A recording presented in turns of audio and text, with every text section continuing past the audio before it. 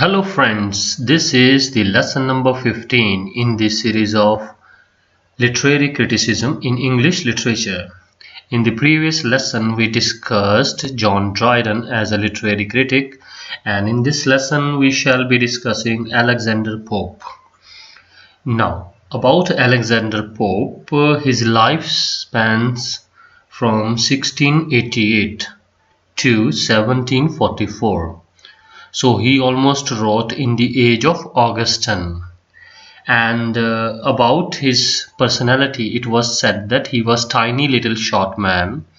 He never had a good height, and even his face was never good looking. He was uglier looking face. He was having an ugly face, and the people, whoever was studying with him or whoever was writing with him, they used to mock at him.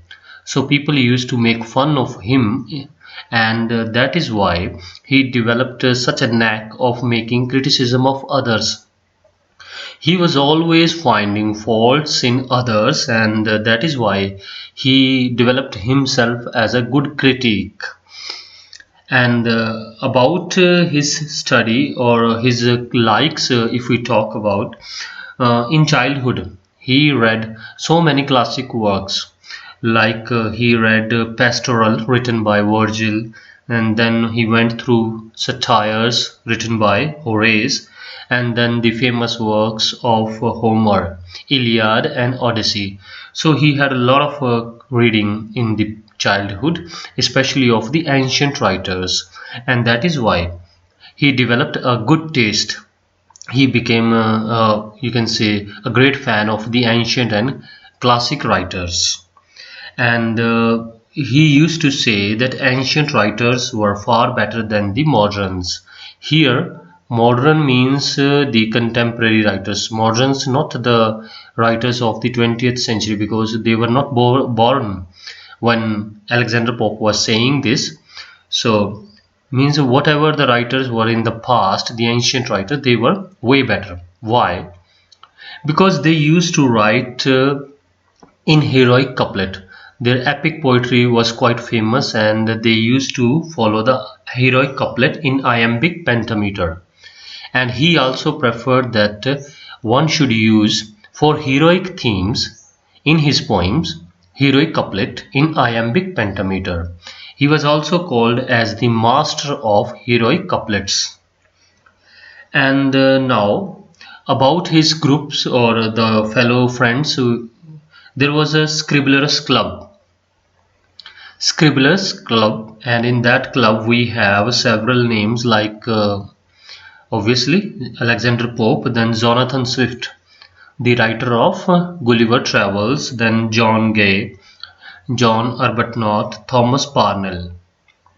These people used to first praise the ancient writers and classic works, and further they used to mock or make fun of those writers who never followed the ancient ones.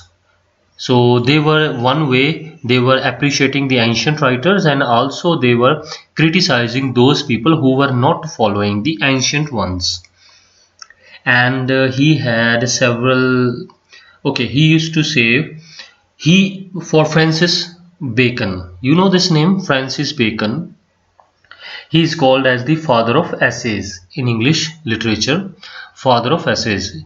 If you go through his life, you will find that he has written number of essays, almost each and every topic of our social life, or student life, or teacher life, or professional life, or political life. From every means scenario, he has touched each and every topic and written essays on that. So for Francis Bacon, what Alexander Pope had said, he is the wisest, the brightest, and the meanest of mankind. And for William Shakespeare, he is saying he grew immortal in his own despite. He grew immortal in his own despite. And he used to find faults in others, as I have already told you. Even in the greats, he was always finding some of the faults. And now we are considering his important works. which are classified as the works of criticism. Okay, you know that Rape of the Lock is pretty famous work, epic poem written by Alexander Pope, but we are not discussing it here. We shall be discussing all his poems and such famous works in British literature. But in criticism, we are taking some of the important work which are notably classified as the works of criticism. The first is Pastoral. Pastoral are the collection of seasonal themed poems called as, it is written in poetic form. Pastoral is written in poetic form, collection of poems you can call it, and it is quite similar to Virgil's Eclogue. Virgil, the great Roman writer, poet, and his work Eclogues, so it is resembling to that work. And then Alexander Pope translated Homer's Iliad and Odyssey. This is very famous work of his. It is a translation rather. For Iliad, it took him almost 6 years to translate that into English. And he did that during the period from 1715 to 1720. We have famous name Samuel Johnson. Samuel Johnson said for Alexander Pope, for this work, especially the translation, a performance which no nation or age could hope to equal. A performance which no nation or age could hope to equal. So here Samuel Johnson is praising this translation of Iliad and Odyssey. Then we have one more name that is called Richard Bentley. He is a critique of Alexander Pope. He was always of the contrary views given by Alexander Pope. So now what Richard Bentley said, it is pretty poem, Mr. Pope. It is pretty poem, Mr. Pope, but you must not call Homer. So now here he is criticizing this translation. He is saying that this cannot be compared with the work produced by Homer. So now we see that Samuel Johnson is praising Alexander Pope for this translation, where Richard Bentley is criticizing. Next, he has made a lot of criticism or analysis of William Shakespeare, and that is done in the work called as The Works by William Shakespeare. Sorry, The Works of Shakespeare. The Works of Shakespeare. It is written by Alexander Pope. It was published in 1725. And then we have Dunciad. Dunciad is written or published in the year 1728. This is a satire work or satirical work in this work he is criticizing the hack writers. What are the or which are the hack writers? What is the quality of such writers? The writers who used to write only for money, or who were writing only to get money. So if you have a writer and if you give him money and ask him to write in favor of this topic or in favor of that topic, if he is just changing his views and giving views in the favor of whichever topic you want, and he's in return he is getting money, so such writers are called as the hack writers. For these writers, he says that stupidity conquers all. Stupidity conquers all. And in this work, he is taking one of his contemporary, Colikiber. He is criticizing this writer, Colikiber. He calls him as the king of dullness. You know, Colikiber as a writer or a poet, what is the duty of a writer or any poet artist is to bring brightness into the world, bring knowledge into the world. But he is saying that as a writer, he is just bringing darkness into the world. So simply he is criticizing Colikiber, and he is spreading ignorance, removing light, brightness, humanity, reason from this world and bringing ignorance to the world. So remember Richard Bentley and Colikiber, these two are the contemporary who are of the contrary view, and Pope has criticized them a lot in his works. Then we have the most important work, and this is in fact the main center of this lesson I am discussing, that is Essay on Criticism. This is the major critical work written by Alexander Pope, and it was published in the year 1711. And for your knowledge, I would like to tell you that this is not a prose work, this is not an essay. It is a poem. It is written in versical form, in the form of poetry. So remember, essay on criticism is a poetry, or you can say the versical work. It is in the form of poetry, and it is written in the heroic couplet. So I told you that Pope is always preferring heroic couplet. He is called as the master of heroic couplet. So he has used this style of writing in this work, and it is also called it is also written in the Horatian mode of satire. Horace, from Horace this word comes, Horatian. How Horace used to satire, the same style is adopted by Alexander Pope in this work. And about this work, it is also said that it is a neoclassical work in nature. Neoclassical means neo means new and classical the ancient ones. So the views or the writing style of the old ones, when you are presenting their means a style and their views in the new form, these are called as the neoclassical work. So this is the good example of neoclassical work, and in this he has given views about the ancient and the other writers, that ancient was the best, they were always the better ones when we compare the ancient to the any of the ages. In this work he has told us about the qualities of a good critique and bad critique, and what is the quality of a good work, good criticism. So everything he has told us about criticism, how to make a good criticism. So in this segment now you will find almost the general things. One, as a good critic, will accept whatever the Pope is saying here. So I am just quickly repeating which are the things. So this work is contained in 3 parts. Sorry. This work is contained in 3 parts, and the first part he is just telling us about the good critic and bad critic, and how to do it. So simply he says that bad sort of criticism is always harmful. If you are going to be a critic, and if you are doing your criticism wrongly, you are hurting the literature. Just imagine you are a writer.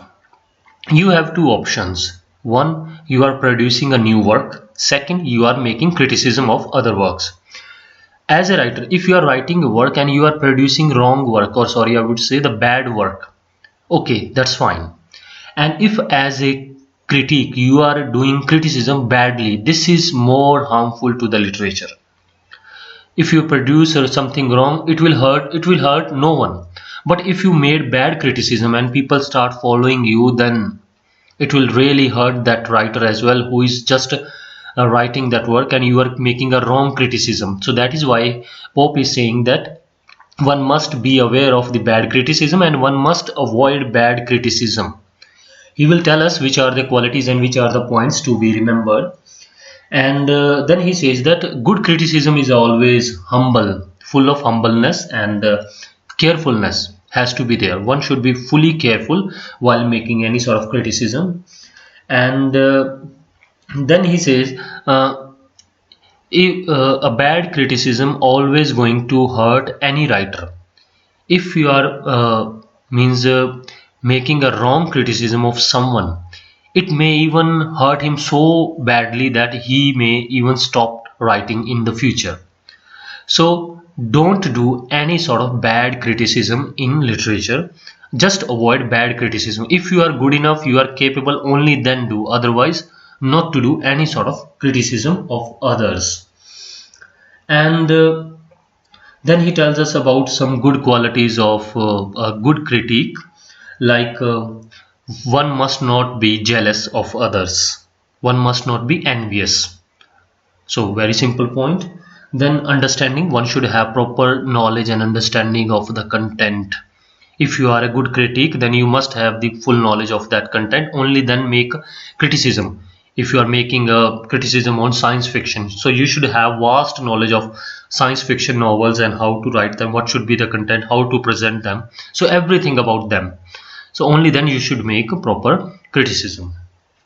followed the ancient writers. So one should follow the tradition of the ancient writers. Means if you are analyzing any work, how it is written, you are analyzing whether this poem is written in good means which you can say style of poetry is used in this poem. If you have to make any sort of comparison, then you should take the ancient writers as the best examples for any sort of comparison. So take ancient work as a good example for any sort of comparison. Then he says that if you are a critic, then you are here to service. You are here to serve the writer. So a good critique is always serving a writer, not attacking. If I am here to make a criticism of any book, firstly, I am helping that writer by telling him that these are the faults. With being neutral, not being biased in my judgment, I am just helping him to, I am telling him that which are the faults. I am not here to attack him, to demoralize him, discourage him. These are not the things. Then further he says that one has to be, as a good critic, courageous, modesty, honesty, proper arguments, thoroughly understanding, proper reading, everything good you can talk about in this segment. And then he further says that one has to be witty. Witty means, witty is also called as the decorum, means one should be balanced in expressions. You are making criticism, but in the statement that you are passing as a criticism, or you are criticizing others, these should be witty. So means one should make statement to the point and properly, and not to hurt the others. And then he says that there has to be proper objective behind any sort of criticism. If you are doing any criticism with a proper objective, don't be partial, don't be biased in your opinion. With objectivity you should do it. And lastly he also says that you are a friend. A critic is a friend. So criticism should be done with the behavior such as you are in friendship with that person. You are not an enemy. A critique is not an enemy to the writer. Then he talks about the bad critic, about the qualities which are born by the bad critics. What they do, they are mostly proud people. They are in their own pride and making poor judgments. So he compares this pride as among the 7 deadly sins, and he says that in the Bible, as the 7 deadly sins are mentioned, so he says that pride is the most. Pride is leading for everyone's fall. So he says that one should not have pride. Then malice means don't be malicious or envious, jealousy, similar thing. So you are not supposed to hurt anyone. You will not feel happy if you think that his book is going to fail or will not get successful. This should not be there in the mind of the critic. And language and the meaning has its importance as well. So if you are a critic and you are studying something, and you are finding that language is not appropriate, but the meaning or the whatever the writer is willing to say, he's capable enough to convey the meaning, and this is sounding pretty good, then you should also praise that work. It is not that you are just taking the language is not good or this or that. No, language has its importance, but meaning also has the same importance. So one should have a proper balance in that. Not you just criticize for using some lower class language or some too high profile language. One should not do this. Meaning is of utter importance. Then if you are doubtful about your judgment, he also says that if sometimes we are not sure about our judgment, we are not sure whether to criticize this work this way or this way not, one should not pass any judgment. If you have any doubts in your mind, you should avoid passing any sort of judgment. So unsound judgment should be avoided. So if you have any sort of doubts in your mind while passing any judgment, one should avoid such sort of judgments. And one more thing he says that one should be true to his knowledge. If you are making judgment today and after 1 year you are passing another judgment, this should not happen. When you are fully formed on your judgment that this work is good, these are the bad qualities, these are the good qualities of this work, only then you should. If you are just changing your opinion timely, you can say, if you are changing your mind, today you are praising this work, and after 20 days you are just criticizing this work for the same reasons or for the same points for which you have earlier praised that work. So that is why he says that one should be sure of his judgment, only then to give the judgment. Then Alexander Pope gives his view about how to criticize any work. These are just general things. I am not saying that these are too much specific things. These are all good points or valid points. One would easily accept whatever Alexander Pope is saying here in the about criticism. He says that don't be slave to the rules or conventions. Simply, if you are making any criticism, first don't lay down any rules that these rules has to be followed. No, just judge the work at its own. Don't be the slave of rules given by the other writers, this to be there, this that to be there. No, just take the work according to its own style, its own merits and demerits. Don't follow too many rules. If work is good, then you just simply praise. If, okay, for one example, as Aristotle, you know, remember the name, as a critic, Aristotle have said that a drama should follow the three unities: unity of action, time and place. Now, if you apply this rule to any drama, you will find that most of the drama of Elizabethan age of Shakespeare, Ben Jonson, most of the drama will not qualify. They will not have these traits. They are not following the unity of time, action, everything they are not following. But do we call these dramas as a failure? No. So similar thing he is saying, Alexander Pope, that if any rule, any work is not following, still we should make a proper judgment ignoring the rules.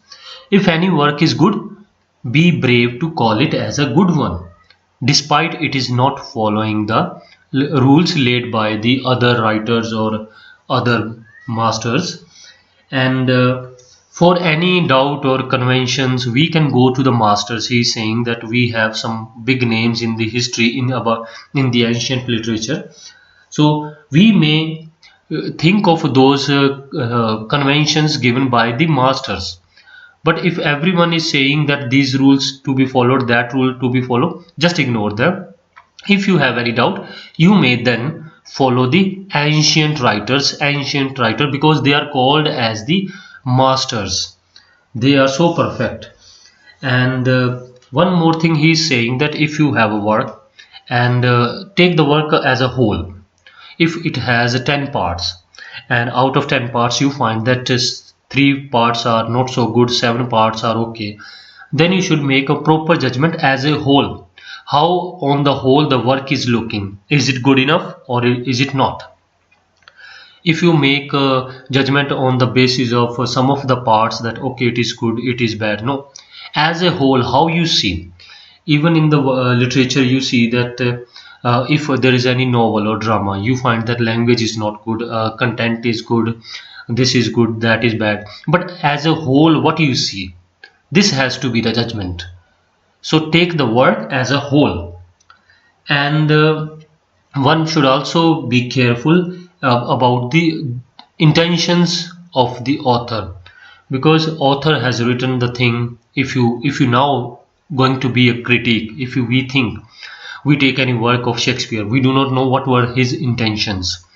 So at least one should have a proper knowledge about the intentions of the writer.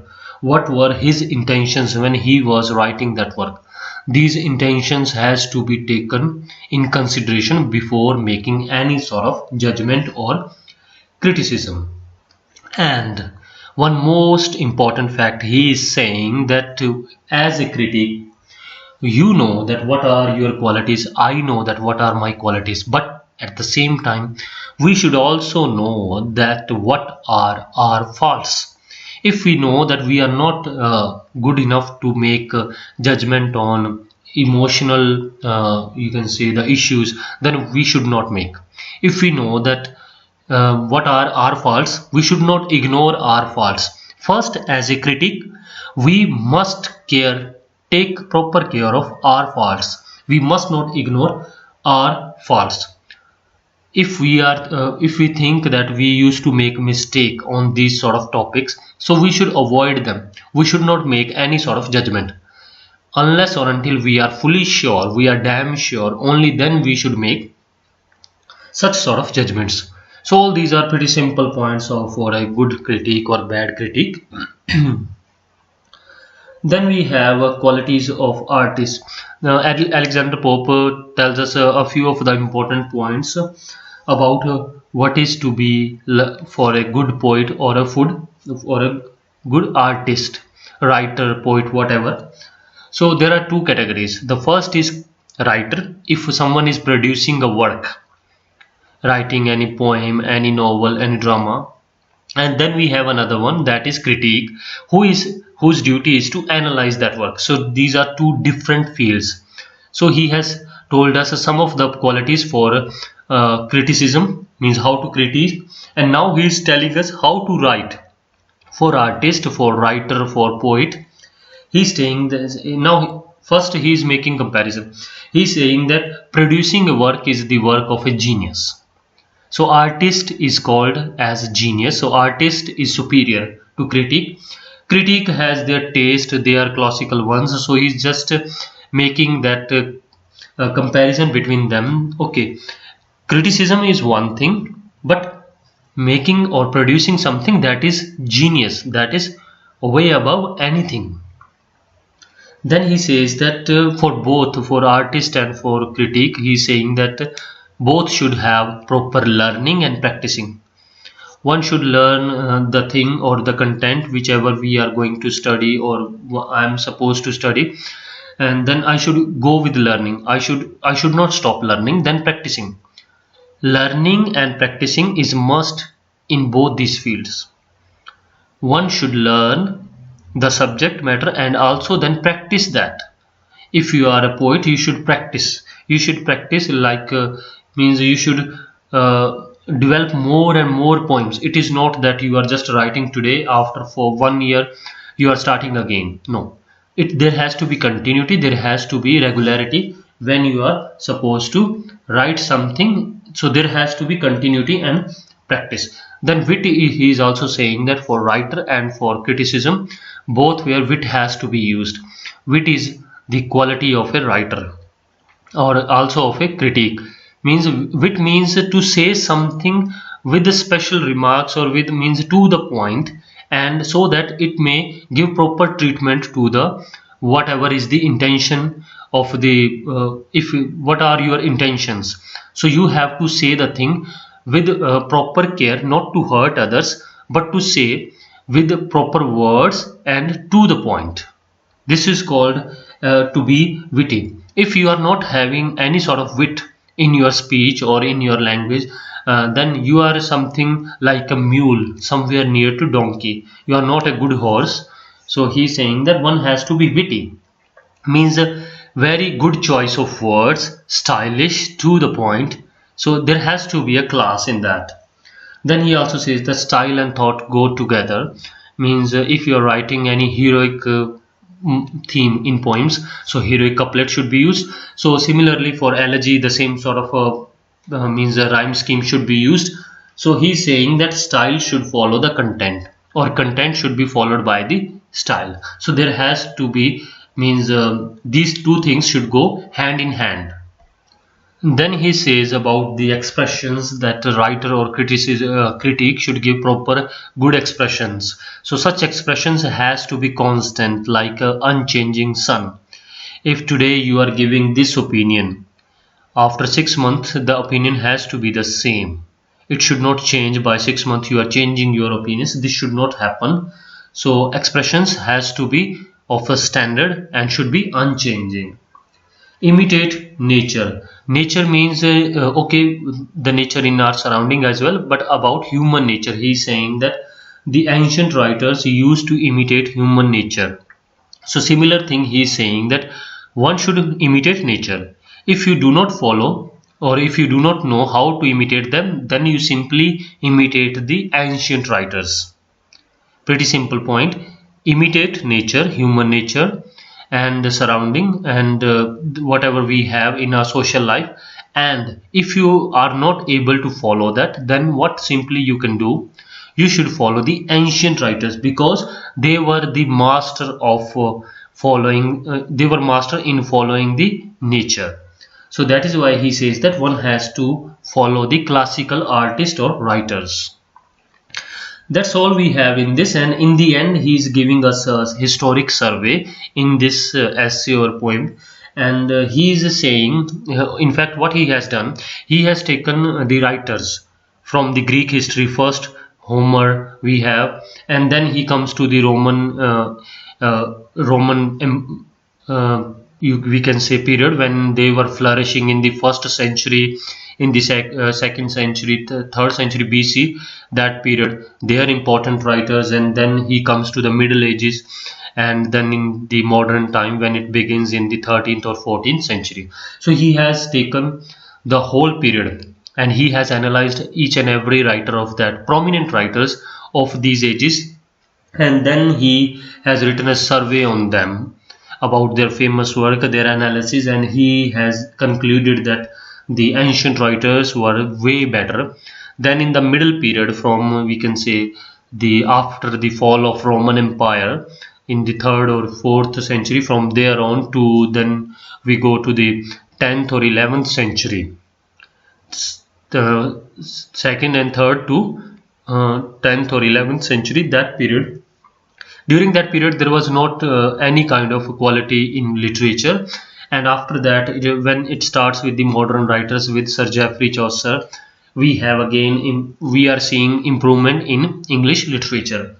So he simply making a statement that ancient was the far better, and even in the modern time we see that the things are getting improved when as the things were not so good in the middle period, from 2nd or 3rd century to 10th or 11th century.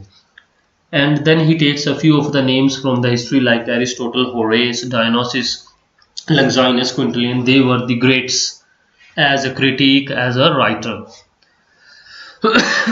Sorry. And then he make one more statement when he finishes that such great writers these days do not exist. They were existing in the past, means they were a good example for someone to follow. They were ideal as a critique, and they were having all sorts of qualities, virtues. But these days such writers, such critiques are not existing in this world. So that's it all about. We have Alexander Pope as a critique, his famous work Essay on Criticism. Then we have a few of the questions which were asked in the previous year papers. So I just quickly some of these 5-6 questions.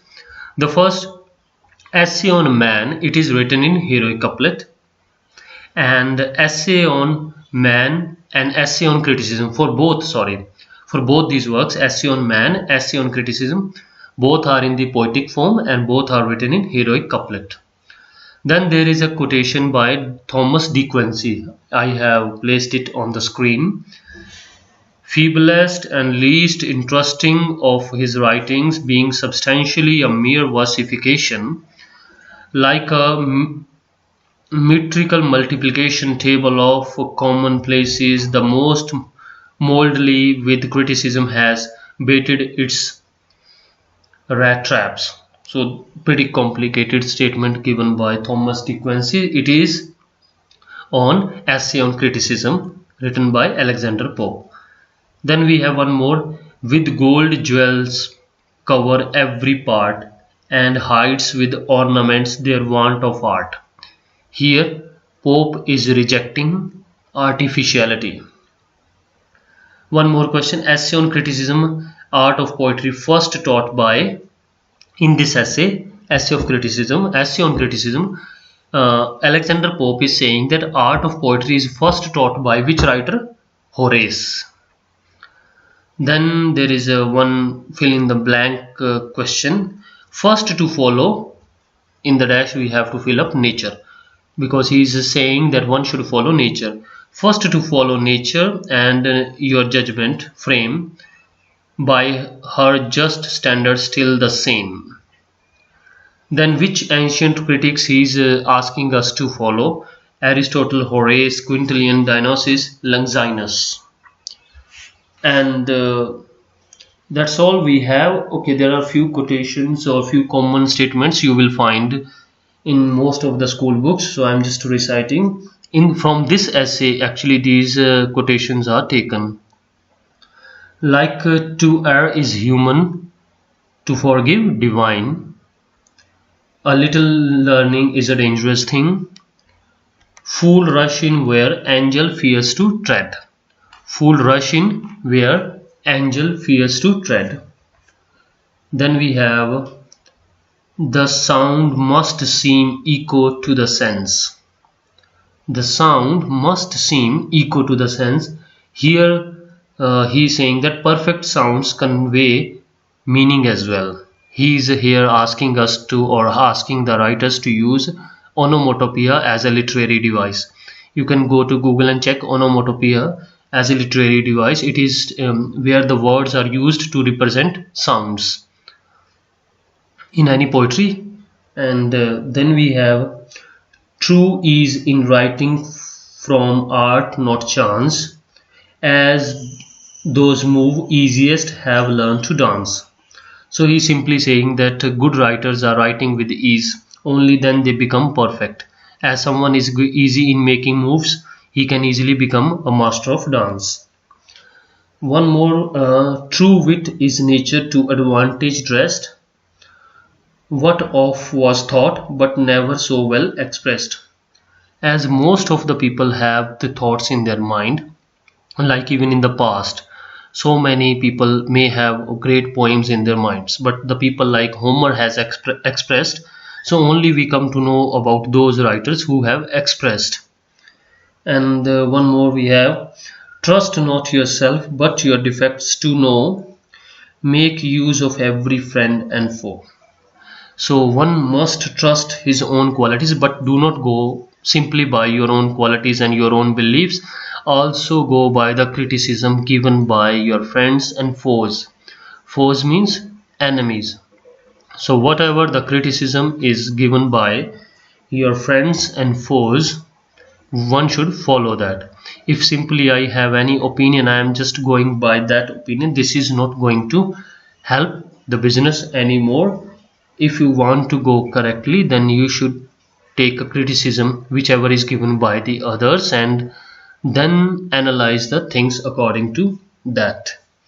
So that's all we have about Alexander Pope as a literary critic.